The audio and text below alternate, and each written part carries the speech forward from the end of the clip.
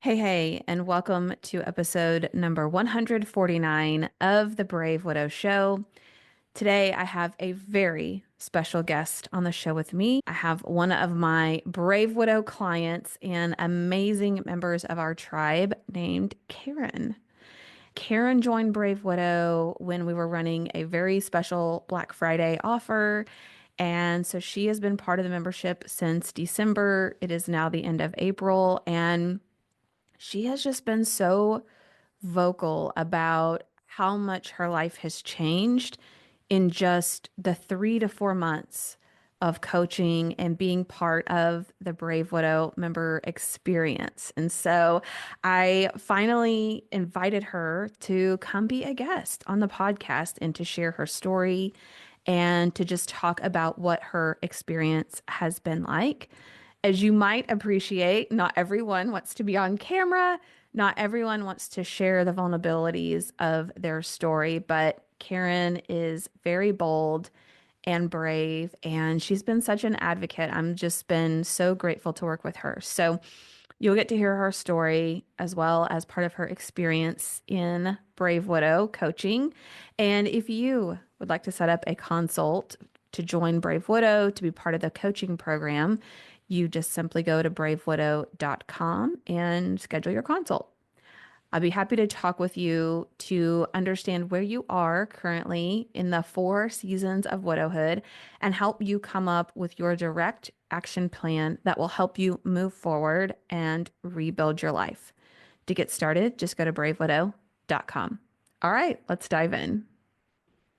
Karen is going to share her story and her experience being part of the Brave Widow crew, and we're just going to get into all of the things. So, Karen, thank you so much for being willing to come on the show, to put your face and your name out there, and to share your story.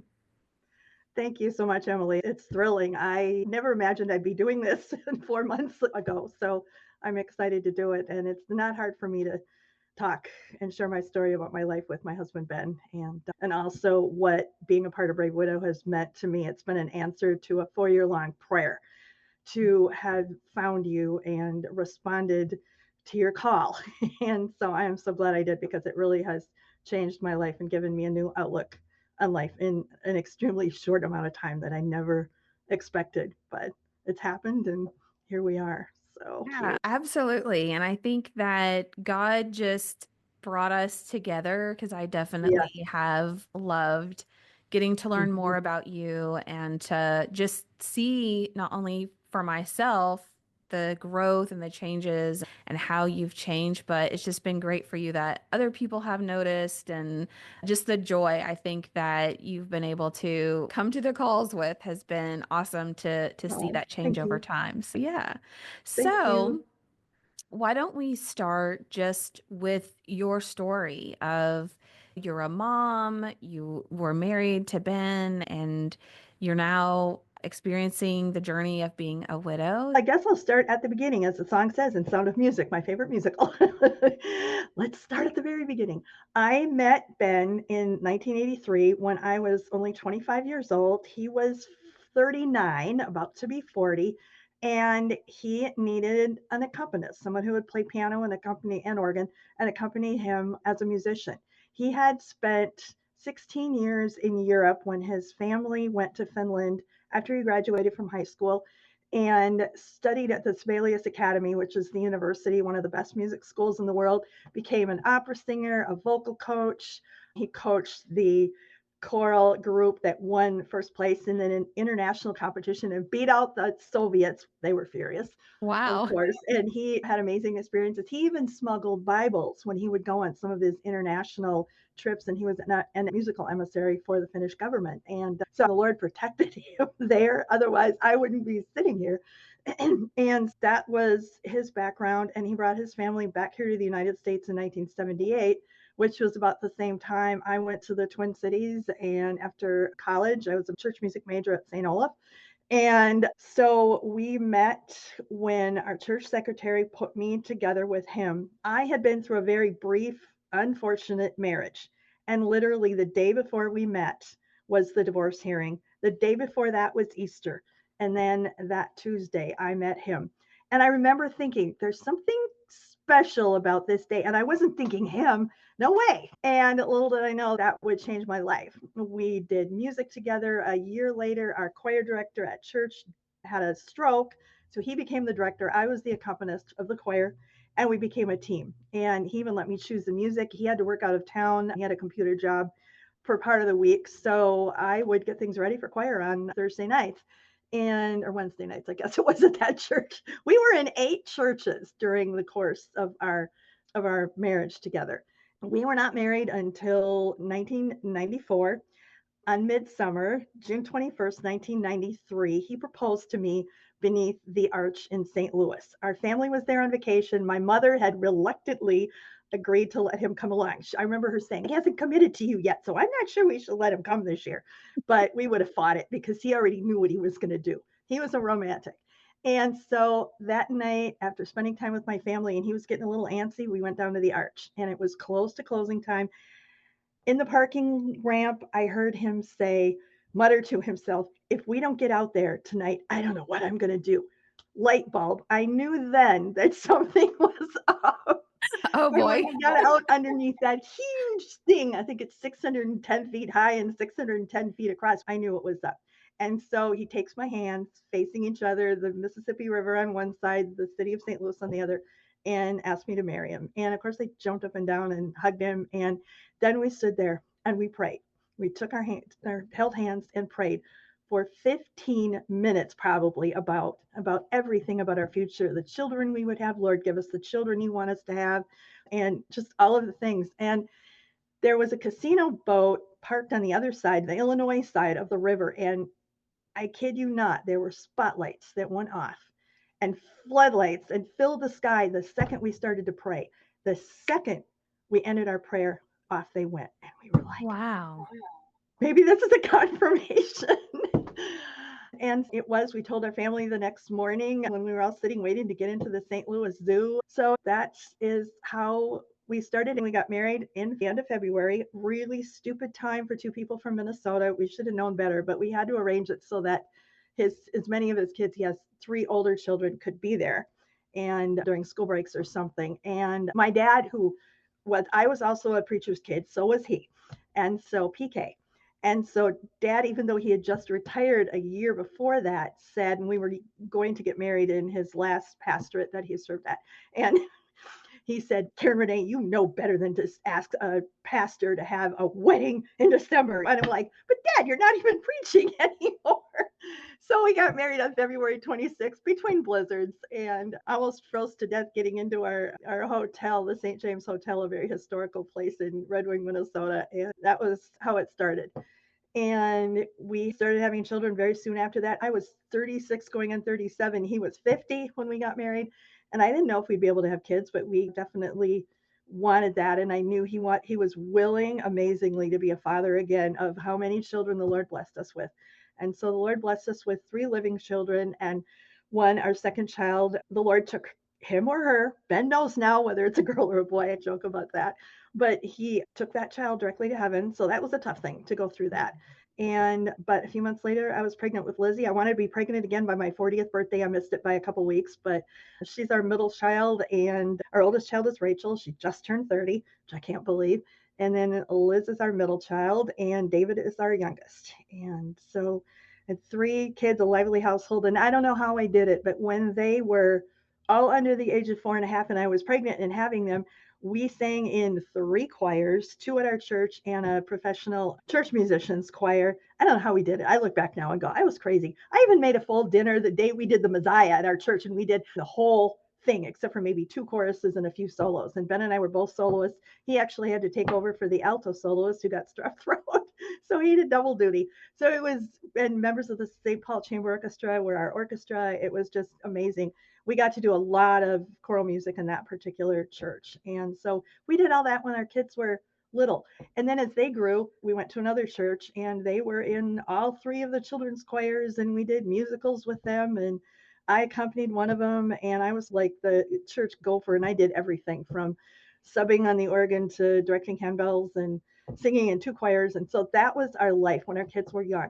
But at the same time, we were extremely poor, not quite as poor then as we became later, but financial things were always a challenge. So we faced that. But I think music was the big equalizer in our life. Mm. And so that was something we had and we shared and we did together.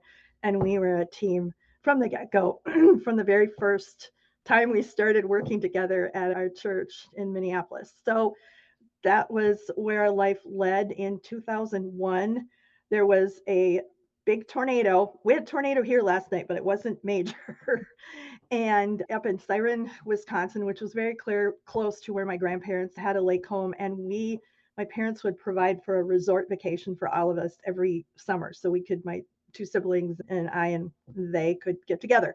And so it was very close to Siren where we usually went. We didn't that year, but they had a devastating tornado, long track, 40 miles through Burnett County and woods and forests. And it was really sad to see what happened. 3 people lost their lives. But we became inspired because of that. Went up there the very next day after it happened to start a relief organization. And Ben's dad had been involved in very intensive world relief. He would load up C-5 planes full of equipment and supplies to earthquake riddled areas back in the 70s. And he knew world leaders and everything. My father-in-law was an amazing man, put in water wells in India, and Ben helped him with all those things. So he had a heart for that. And I had always had a heart to help people. So we tried to start a ministry. And I say try because then 9/11 happened. And we proceeded with it. We were part of Siren's 1 year anniversary celebration of the tornado. And boy, did they celebrate. Never seen so much food in my life. And they were looking back and realizing how far they had come in just a year. So we were on that committee and helped with that. And then we started this ministry. And because of everything that happened financially in the world and the Iraq war that started, we ended up having to sadly abandon that. And we came back to the cities and just proceeded on with our life. 20 years ago, we came to Eau Claire, Wisconsin, decided to get out of the rat race of the Twin Cities and came here, and we love it. And so as our kids grew, we homeschooled and we did homeschool choir with them. I was the accompanist, and Ben helped boys who had no ability to carry a tune learn how to sing. He was amazing. And then for reasons I won't go into, it was a difficult time right at the time that my mother died 11 years ago, right now, actually. We left the group for a while. And then after Ben died, Heidi, my friend, asked me to come back. So I've been with the homeschool choir now the last few years. And it's really rewarding to do that. And the kids that were little back then are now having kids who are in the very smallest choir. So it's really fun to see that. And then back in 2016, I am here at church decorating for Vacation Bible School. We just decorated practically every surface in the building. And 3 days before VBS started, I get a call from the wife of our building manager, our custodian. And she said, Karen, do you know how to play Broadway music? And I said, I played some Broadway music at your mom's funeral just a few months ago. Remember? She goes, yeah. The accompanist at the Children's Theater just literally walked out tonight on the job, and the show starts a week from tonight. Could you play this show? And I'm like, ah! And the director is not the easiest man, and he's very opinionated, and it's his theater and not always the easiest to get along with. And a lot of people feared him, and I did too. And the night before we opened, I'm sitting in the van in the parking lot crying, going, why did I say I do this? But I had to learn it, do Bible school. And yet the people were so appreciative of me coming and helping them out and helping to teach them the music, besides learning to play. Stephen Sondheim, who is a composer that is extremely difficult. I think he used to torture the musicians. But, so that started that journey, one that I went on for 6 years, and Ben was with me for most of that. I'd be accompanist, he'd be music director. And it was just amazing after he died, the things that people had to say about him. And it always started with, he was the sweetest, kindest, gentlest, most understanding man. And some of these kids who are now in theater programs in New York City and have moved on, they were in Annie, and they were our Annie orphans. And they were the ones that said, he made me feel like I mattered. And that was my wonderful, gentle Ben. And so after he died, then I thought, okay, I need to look back at Ben's life and learn from Ben and how he interacted with people, and especially at the theater. So that was a very special time.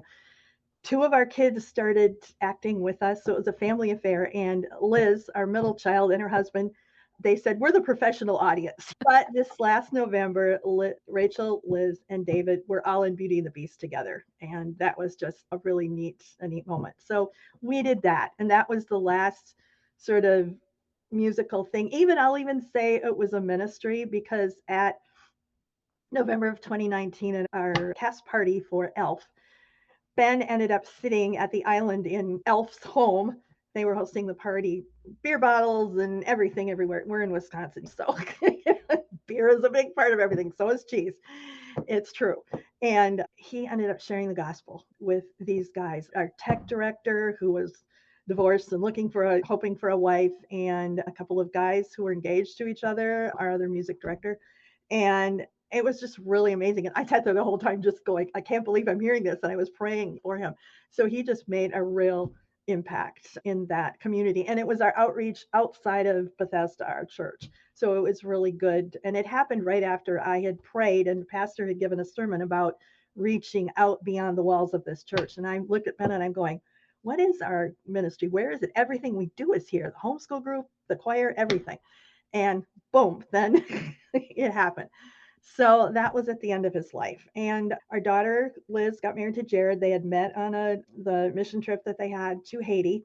And I think the night she got back, we didn't get any sleep, and I think by the end of that night, we knew that we were probably hearing about her future husband. That's how quick that went.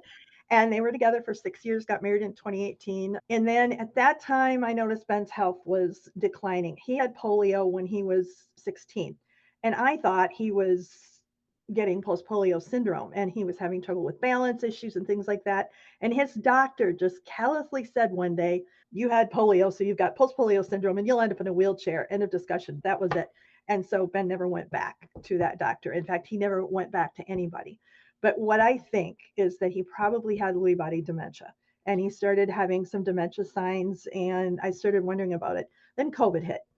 And literally the week after we closed on Mary Poppins, and we had also just done Frozen, so it was a real busy early 2020, we were all hacking away, and we were probably all sick. And it could have been brought back to us via some people who had traveled on cruises during our January break before we'd started up on the next big theater piece.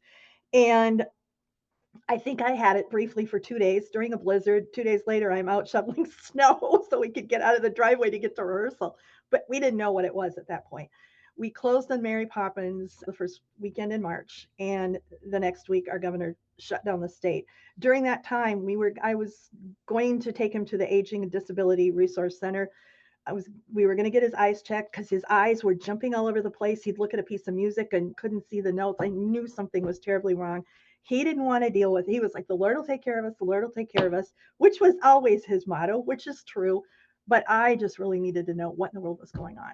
And so I remember being very impatient and angry with him during that time, because he just didn't, I think he was probably just as fearful as I was, but was afraid to acknowledge it and didn't want the treatment he had received from his doctor, just brushing it off, which makes me angry, but it's something that I've had to let go of. And so then we just decided, okay, we're going to wait out this COVID thing. We won't go to anybody. A year later, we were still waiting. And meanwhile, he started getting weaker. And I never will understand why I couldn't really see that my husband was dying and fading away in front of me. I had blinders on. And I ended up having to basically caregive, because I knew my daughter was better at it than I was. Rachel was living with me at the time. David was off on his own, and Lizzie was married. And so she was with us, but I knew there were things I obviously could not make my daughter do. And so I am not a caregiver. I never was. I caregived him through the time he had emergency open heart surgery and when he had a sepsis infection. So he really survived. The Lord kept him going twice when he probably should have died previous to his death. I remember when I realized, and this was a really important thing, when I realized I was going to have to do this, and I realized how impatient I had been with him and how I wasn't trusting the Lord as I probably should have. It broke me. And we were lying on the bed one day, and I just started to cry. And I said, I am so sorry for how I've treated you, especially the last year. Please forgive me. And he looks over at me and he said, I've already forgiven you. And those words just broke me. And I just absolutely sobbed. And to this day, I am so grateful for that because those last 3.5, 4 months, whatever it was, we didn't have anything that set it out. We forgave each other for past stuff and impatience and the poverty and health issues and all the stuff we had to go through. Oh, and I didn't mention we faced homelessness more than once. We ended up with a couple of not so great landlords who, for no reasons they never even gave, kicked us out. And so we spent parts of twice in a hotel. We did a ministry in between that, but the ministry went under, no fault of our own. We were residential managers for a place where people who had been homeless could live, but it was just riddled with problems and police calls and all sorts of things and scary for our kids. And so that ended. And then we had to find another place and we stayed with friends in their basements a couple of times. And so it was not easy. And we grew to understand a little bit more about the homeless community. And it is a serious issue in our city. And whenever we went through something, whether it was him having emergency heart surgery and me having three little kids in elementary school or elementary age, and losing a baby to miscarriage, all of these life issues, homelessness, we felt like we wanted to connect with people and we wanted to help people based on their experience. And now as a widow, this has not changed. So on Mother's Day, almost 4 years ago, the anniversary is a week from Friday, I went off to church to play and everything seemed fine. I came home to ask him if he was okay if I just went out for lunch to Olive Garden with our kids for an hour and a half or so. And he said, of course, you go and have a wonderful time. And I kissed him goodbye. And then at the door, I turned back into the room and I said, thank you for making me a mom. We sure had fun doing it. And he looked back at me and with his strong bass baritone voice said, we sure didn't we? Those were the last words that he spoke to me. And Wow. later on that day, I could see that he was fading. And so I started looking up, trying to figure out, okay, what hospital is going to be the safest hospital for me to take him to where I won't be separated from him. And in retrospect, and we both felt through this whole time, we were just waiting for COVID, the restrictions in Eau Claire County to be over. Ironically, they ended the day before his funeral, 9 days later. And so we knew, and we knew from experience with other people we knew and people I knew at church, people who never saw their father again, never saw their wife again. Your story of watching the ambulance go off, taking your husband off. We were just hanging on. And I did not know. I don't know how like I said, I don't know how I didn't recognize it. But anyway, I went and picked my daughter up from church and I said, I think we need to get your father to the hospital. So instead of calling 911, we literally got Ben out of the house and we're just outside the house. And she goes, Mom, you just got to call 911. Just call 911. So I ran to the car and I plugged my phone into the car because it needed to be charged. And I called, and within almost seconds, because we live pretty close to the fire station, there were all these emergency vehicles up there. And the one thing that really hurt me was not one neighbor popped their head out or looked or came over and asked what is going on. And that was, we really didn't know our neighbors in the area, and we still don't in the area that we live in. There are a lot of ritzy houses just up the road, and then there are side by side duplexes on our side of the road, which backs up to I 94, the freeway. And so there's kind of a economic dividing line there too. I was trying to do chest compressions and I was not getting anywhere, of course. And I think I knew he was already gone. I don't know what second, but he was not pronounced dead until the medical examiner got there. It took her an hour to get there from a neighboring town, Menominee. And so we were there with one lone police officer, a young man standing there while Rachel and I were on the ground sitting next to his body. And all of a sudden, his eyes opened up, his beautiful blue eyes, which were the first thing that I noticed when I met him. And he was looking up. And I remember Kathy Lee Gifford describing her husband Frank when she came down the stairs and found him dead that Sunday morning and said to her son Cody, your dad just saw Jesus. Frank just saw Jesus. And that's exactly the way I felt when I looked at Ben lying there looking up. And I had, I think, the police make the call to funeral home just down the road. And I had worked with this man because in my job, as a church musician here, I play for all the funerals that want organ or piano. And so I knew him and thought, okay, we'll just call him. And so he came and we said goodbye, put him in the body bag, took him off. And then I think I had called the kids. I had asked Liz and Jared to go get David at his apartment. And because I thought we'd be going to the hospital, and then I'd let them know what we would do. And then I had to call them and tell them that their father had died, that their father was in heaven. So that wasn't easy. So I went right over there, then drove over there with my daughter. I don't know how I did, but I did. And we cried, and I don't remember a whole lot about what we did, but I do remember this, that I said, okay, guys, whatever you do, not try to set me up with anybody. Once your father, always your father. And they looked at me like, oh, Mom, weird. And the other thing I thought of too, and this is me, I knew that I had committed to playing for a women's event that Thursday. I knew that the next Sunday, my brass players, I accompany brass players and trumpet players from the university. The head of the trumpet department, Bob Baca, is a very close and dear friend of Ben and mine was. And so he sent me all his students, and I had a wonderful connection. And I still do, but I don't, since COVID, I haven't done as much playing with them. And the brass group was going to play that Sunday. And I thought, I can't have anybody else play with them. They're going to play the prelude. That'll be fine. I'll just play with them on the hymns. So I played organ that Sunday. I played piano that Thursday. And afterwards, during prayer time, I went up and I told people what had happened, and it was news to most people, and I could hear the gasps in the audience. And one of our dear friends saying, "We love the Martins." And afterwards, all of these widows surrounded me. They were all older than me. I was 60, going on 63 at the time. And most of them were in their 80s. And but they were there. They were giving me all sorts of advice, and this will happen. And I still cry 2 years later and all of this. And so they were there for me, and I was just somewhat overwhelmed. I had to plan the service, and I had to have calls back and forth to Finland. His two of his kids who are in Finland could not get out of the country because of COVID. They would not let them come here, which was very sad. His daughter from who's in Brooklyn, New York, did come, but because of COVID, my son-in-law, who was the chief tech at the time, and others turned this place into a recording studio. So where I'm sitting right now, I don't think it was there back then, but they built it, and we recorded our services for months upon months. I hated it. I just missed the live. It just wasn't the same. But because of that, we were able to have the service be recorded, or it was live, and it was sent all over the place. If you could get on the internet, you could see the service. And his family back in Finland, including his former wife, had a funeral watching party. I shouldn't say party, but they did.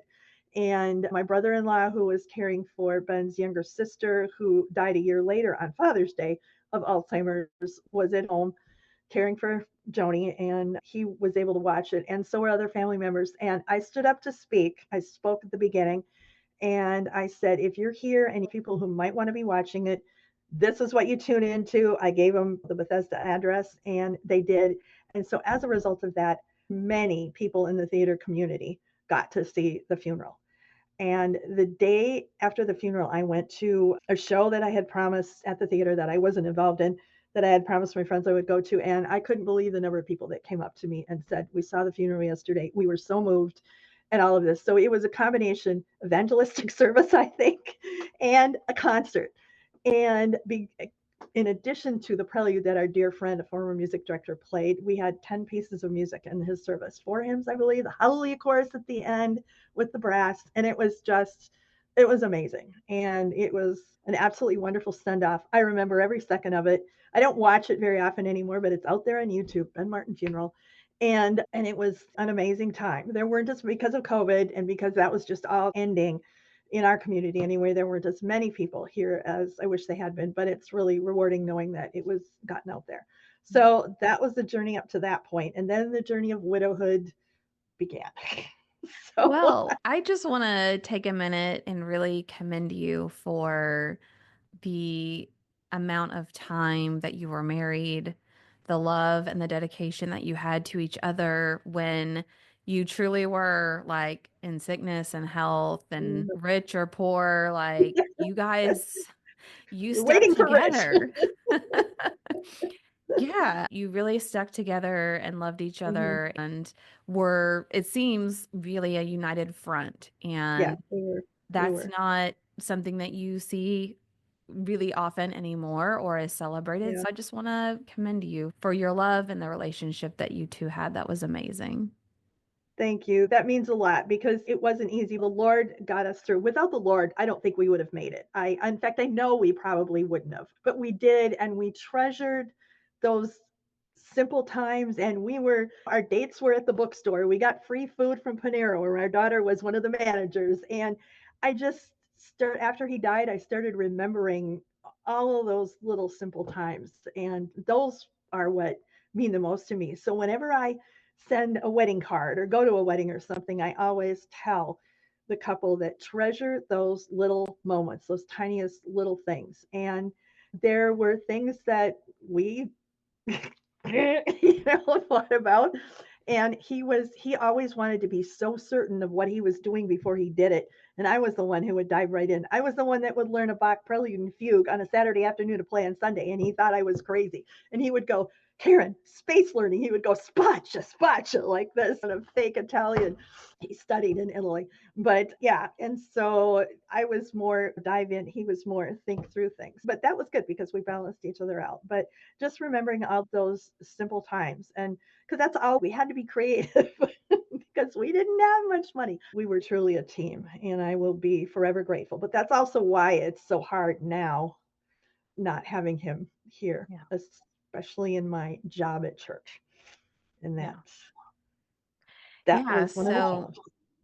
so how long has it been since he died for you now? It will be 4 years a week from this Friday. So it's been 4 years. And he died a couple of months before your husband died. And I wish I looked everywhere. I did not know what to expect. I was not new to grief. My parents had died in 2014. His parents died, my grandparents. I was a preacher's kid. I was dragged to funerals when I was a little kid. So death was nothing new. I knew where believers went. I knew my husband was in heaven and I would join him there one day. Know that without a shadow of the doubt.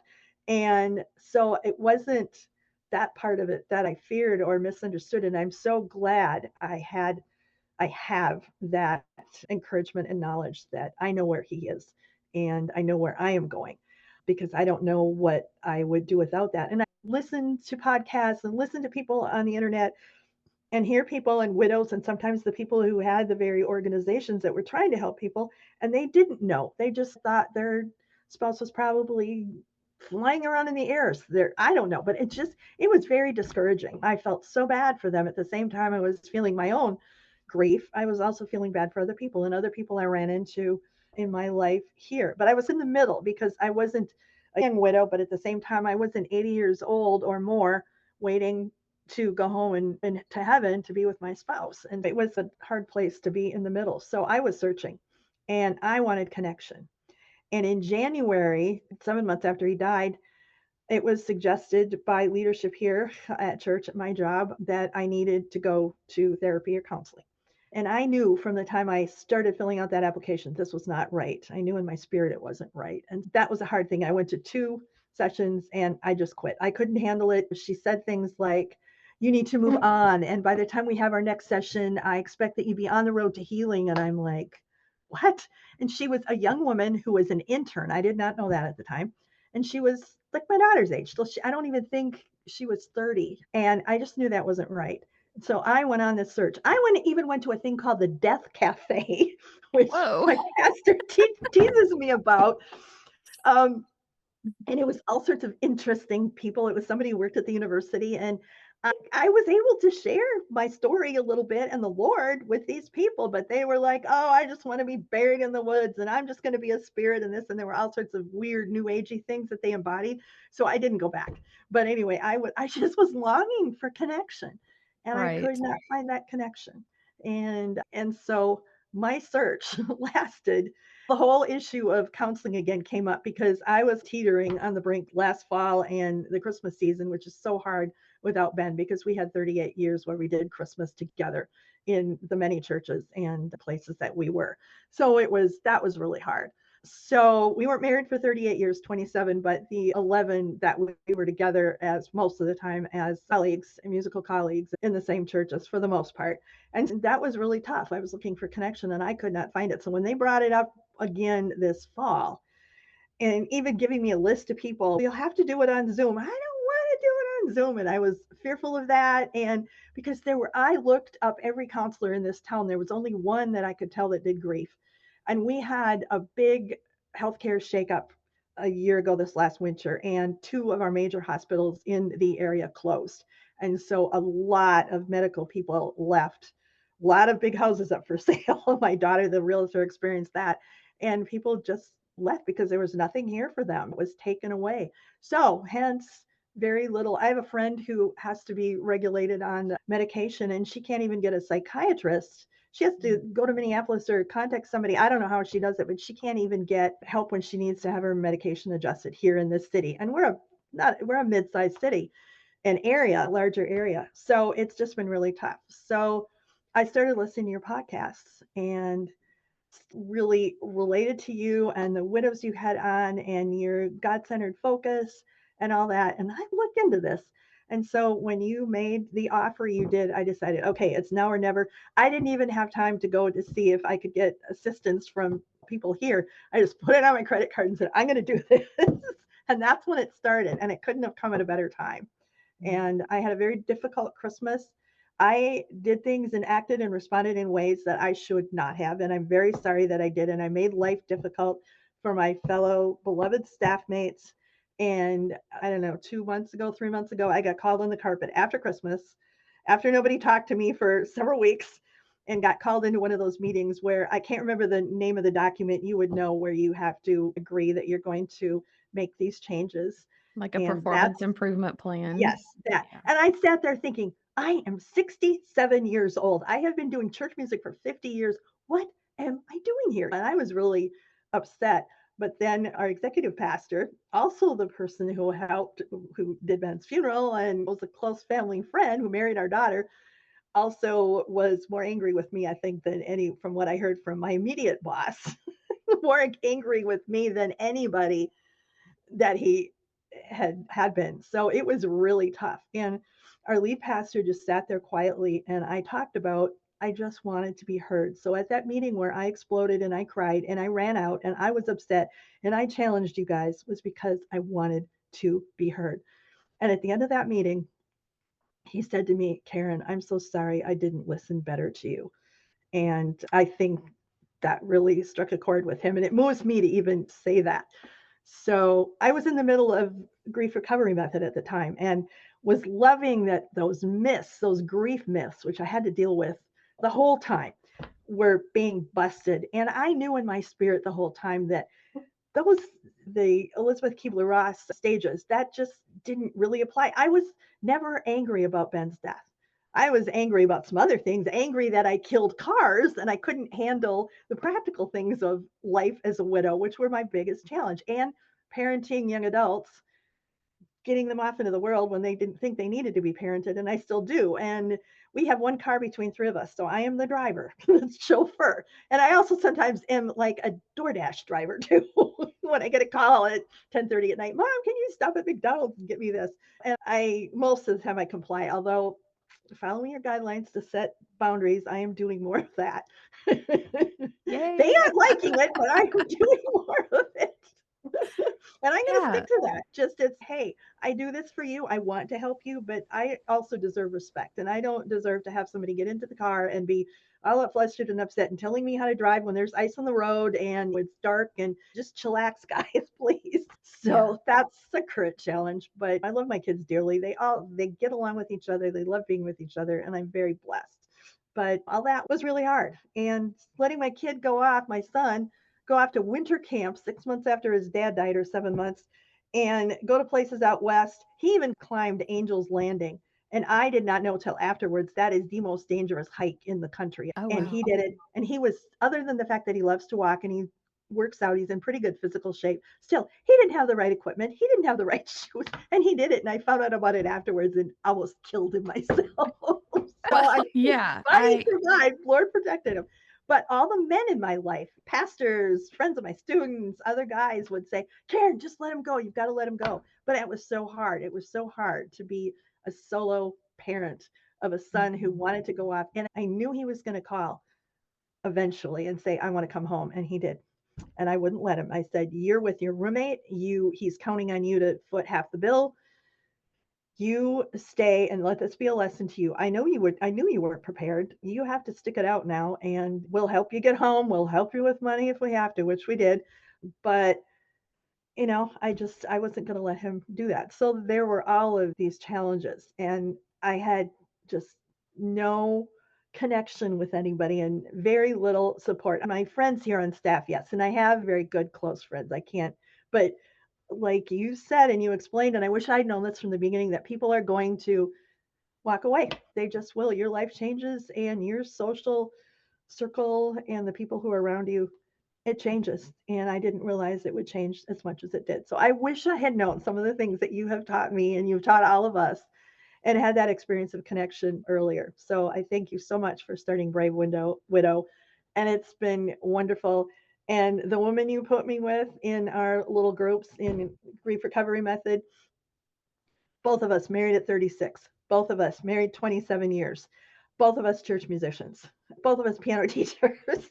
And it's just amazing how she and I clicked. Both of us had some of the same issues with our mom. Oh, and she was a PK too. Just really, really interesting how the Lord works through those things through you and arranged all of it. And I have just loved, just this afternoon we'll have our heart to heart, our group time together, and appreciate that. And it's just nice hearing these women, these widows, whether they have 7 kids or no kids or whatever, or this stage or that stage, talking about the things that they do in their daily life, just seeing that, hey, they're starting to blossom. They're starting to find things to fill their life with besides their grief, and they're moving forward, not on. And it's just been really good to connect with other people. So that Yeah. connectivity is what I needed so desperately. And then our one-on-one sessions, which I want to continue with. And hopefully one day I'll be able to have you counsel me in real estate investment too. That's Hey, the other thing. you never You never know. know. And Yeah. we made some investments 16 years ago, and because of the world economic issues, that has those investments have not come to fruition, but I believe will. And so that was another thing. We had to wait through this. So I've had one foot in poverty and the other foot in the future of something that will be very different. But I'm so grateful that Ben and I talked about how we wanted to help people when this happened and what we wanted our life to look like, even the house that we would love to call our earthly forever home. And he used to remind me, Karen, our forever home is not on this earth, it is in heaven. And you know that. And yeah, I hope for that. So that's what I'm looking forward to. And after, even in the year after he died, I said, I'm going to write a book. And I am his story because he just had such an inspirational life and our life together as well, and how the Lord worked through us. And so I'm going to write that book. And I also wanted to start a choir, which was one of our dreams. And we talked about it incessantly. But then you have counseled us too that don't feel that you have to do what you and your person talked about doing and wanted to do, that this might not be right for you at this time in this part of your life, and it might be something different. And so I think at my age that probably will be, but I still get to be with the homeschool choir kids. I still get to be with ladies who ring handbells, and we were in a handbell festival on Saturday. And I still have the daughter of the man who helped me set this up, Drew, is just one of my favorite people on earth. And she and I just have more fun when I do her lesson. And I have those connections and the kids at the university that I occasionally get to be with. So I am so grateful that the Lord gave me the gift of music, and music brought Ben and I together. It kept us together. And now it's helping me to have this life that I really do love. Even though I miss him terribly, he was my partner, he was my teammate, and even his older kids admit that, yeah, you guys were a team. And I still feel his presence with me, and it's been really good. It's been hard. But then through all of this, I've changed so much in the last months that my employers have said, you have just changed so much. I've seen the changes. And so tomorrow I'm going to be going in with one of my second required meeting with Pastor Brian and just talk about the latest and how things are going. And so where 2 months ago I felt like I could lose my job, now I feel like, hey, I'm able to. I don't agree with everything that goes on here, and they've changed a lot of things that are hard because they were things Ben and I did together. But now I can respect that, and live with and enjoy and love what I'm doing. And when you have people come up to you on an Easter Sunday, practically in tears, just saying how much they love the organ and how much it means that we still have this music in our church, it makes it all worthwhile. And I'm here for a reason, and the Lord has me here for a reason. I ministered at a lot of funerals of friends and people that Ben and I were close to, people in our Bible study. They're having a great old Bible study up in heaven now. I just know it. And we're just time together and they're with the Lord. So it's just cool to think of that. So he's given me strength to get through those things too. And so I feel purpose in my life on what I get to do. And you and Brave Widow have been such a big part of just teaching me so much in the last few months that I don't even recognize the person I was last November and the horrible things the ways I acted back in Well, December. And it's been wonderful. So thank you. And I would encourage anyone who is yearning for connection and yearning for someone to understand and guide you, please come to Brave Widow, come to Emily, reach out. And it's just amazing what she offers here. And there's nothing like you and Brave Widow out there that I have found on the internet. So thank you for taking that bold step that you did through your own grief to bring this to the rest of us and bring your experience in what you did in your former life in the hospital industry. And I'm just amazed that you led as many people as you did. Wow. And raised 4 kids and all of that too. So yeah. it's just, you've been an inspiration. Thank you. And I just really, I know you like brushed over your experience the past few months of like where you were versus where you are, but I Mm-hmm. really want to give you so much credit and so much, I have so much respect for you Oh, because you thank you. were, yeah, you were part of the Black Friday, I think, group that joined. We had several people join at one time. Then Mm-hmm. we had the holidays to get through, which being involved in your church, there was a lot of tradition that was changing and Yep, new ways of doing exactly. things. And for anyone, change is difficult. But when you have so many years of memories of, no, Ben and I did this together, and now you're changing all of Yep. that. And Yeah. now what else is going to be taken away from me? That was really difficult. And then I think we started grief recovery method in January, Yeah. went We that did. for a couple months, but Mm-hmm. you could have had every right to sit back and feel like a victim, that your leadership was changing, your processes, your what you have always known, just everything felt like it was changing at time. You could have felt very taken advantage of, maybe by family or close people around you who just expect you to do what they want.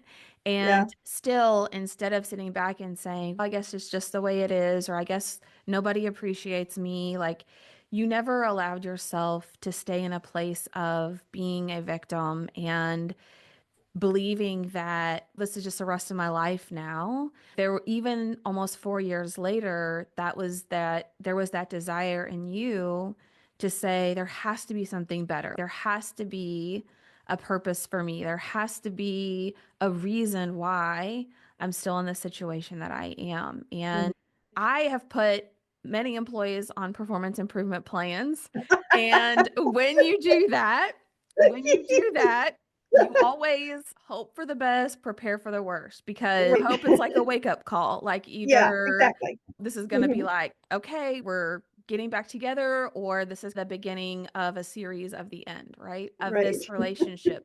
And so Yep. you always want the person to rise to the occasion.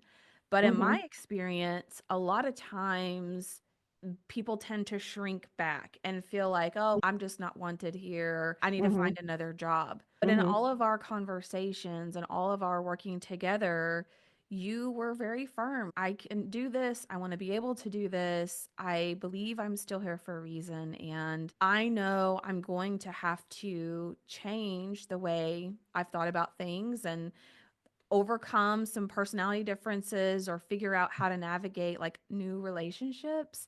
Yeah. And now for your employers to say, wow, you've made so many changes. This is Mhm. amazing. That is not easy to overcome. And yes, I've been in the journey with you, and you have done the work and you have made the changes and you have decided that your life didn't end when your husband died. And that Yeah.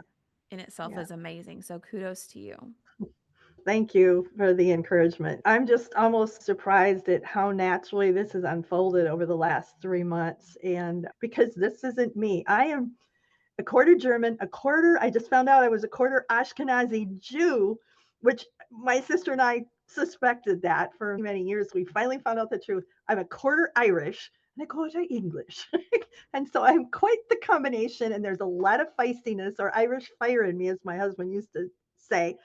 And so it hasn't been easy, but I tell you, the Lord, through you and Grief Recovery Method and everything, the Lord just helped me to release that, a lot of that stubbornness. And I want it this way. And there are certain things I don't like. Easter Sunday, there are a couple of things that I can't experience that I once did, but realizing I'm still here, God has me here for a purpose, and God has me here to minister to others through music and the gifts that He gave me and the hard work that I've put in down through the years, and also through that hard work to be an example for my kids. And I'm so proud of them.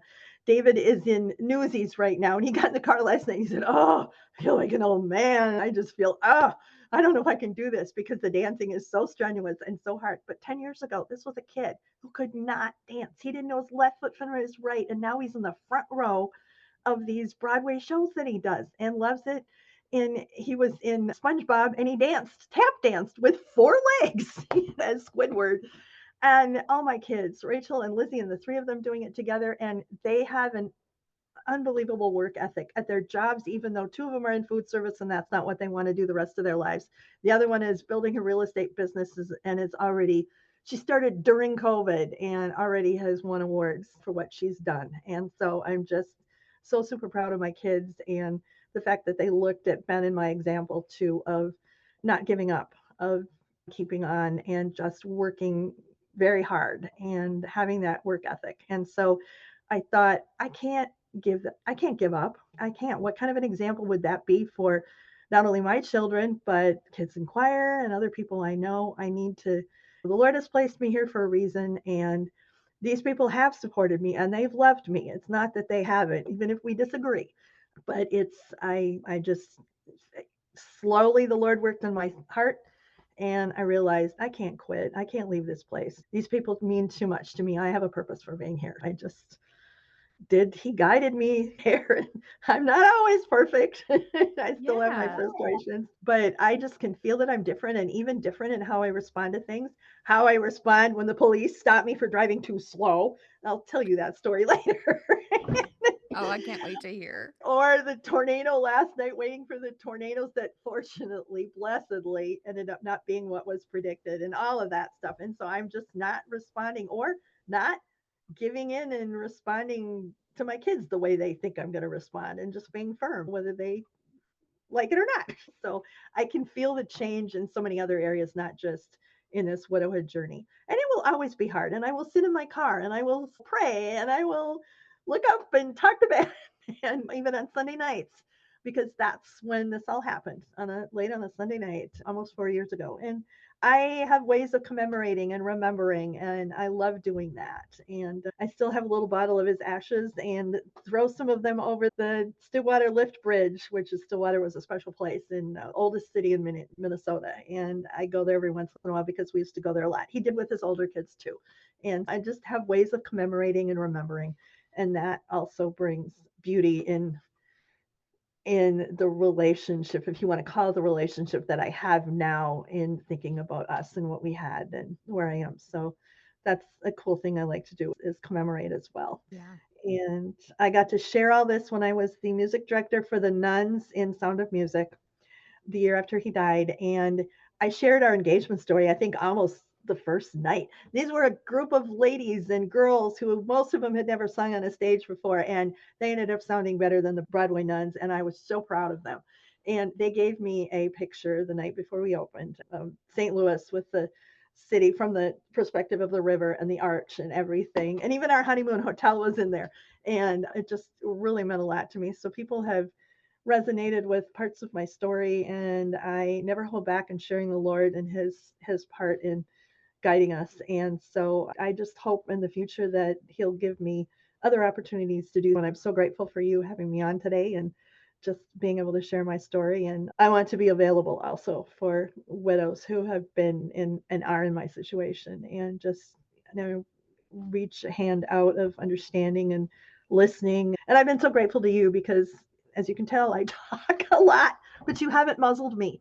And my prayer requests would get muzzled because I was sharing, they were too long and everything. And I realized I was wearing people out, and I probably shouldn't have done that. But I was just longing for connection. And so it's been so nice just to be able to be open and share my story and share what's going on. And also, I've learned to listen to others a lot better than I did before. So I'm grateful for that And too. yes, you do a great job in our heart to hearts and other meetings and allowing people space to share their story as Thank well. you. And yeah, I think you just have such a great future ahead of encouraging others. You have the heart of a servant. And so just being able to share your story and being able to help other widows along the journey, I think is like a no-brainer. I definitely can see that in your future. And so this is just maybe one small way of kicking that off. And who knows where you're going to end Mm-hmm. up a year from now, several years from now, whatever that is. Yeah. But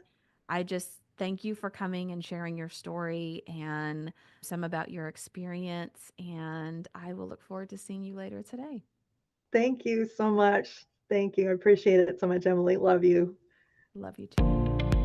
If you're newly widowed and aren't sure where to start, you need the Brave New Widow Starter Kit. Inside Brave New Widow, you'll find a starter guide to help you through your first few months, a quick start guide you can share with family and friends so they know how to help you, and a collection of some of the frequent topics that widows want to learn more about. To get the Brave New Widow series, just go to bravewidow.com/start. It's free and you'll get instant access. That's bravewidow.com/start. START. See you there.